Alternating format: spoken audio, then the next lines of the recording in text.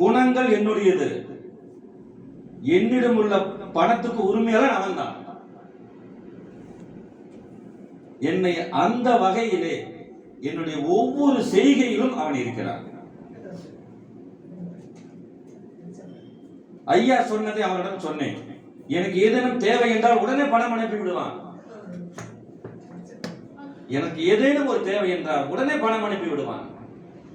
தேவை என்பது நானா உருவாக்குவதல்ல, சூழ்நிலை என்பது அவன் அறிவான். அதே போல ஐயா என்னிடம் ஒரு கவிதை எழுத சொல்லியிருக்கிறார் என்றவுட வேண்டாம் வேண்டாம் நீ சிரமப்படாதே நானே அனுப்புகிறேன் என்றார். இது கவிதையப்பா, என்னுடைய சிந்தனை தான் வர வேண்டும் என்று. இல்லை, என்னுடைய சிந்தனையும் அங்கு வரட்டும்.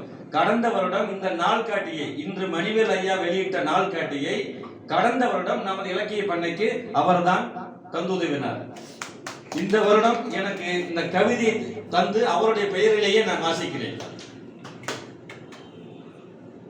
நெசவு தொழில் புகழ் அனைத்தும் ஒருவனுக்கே.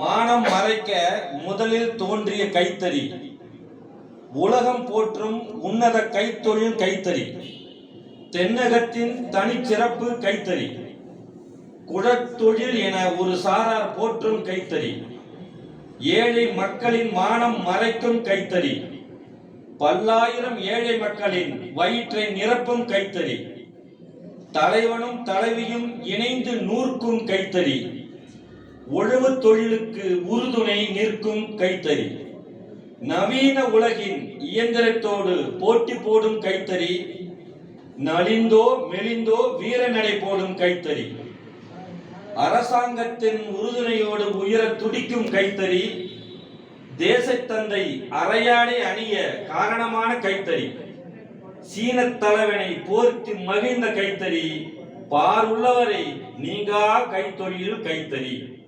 நன்றி, வணக்கம்.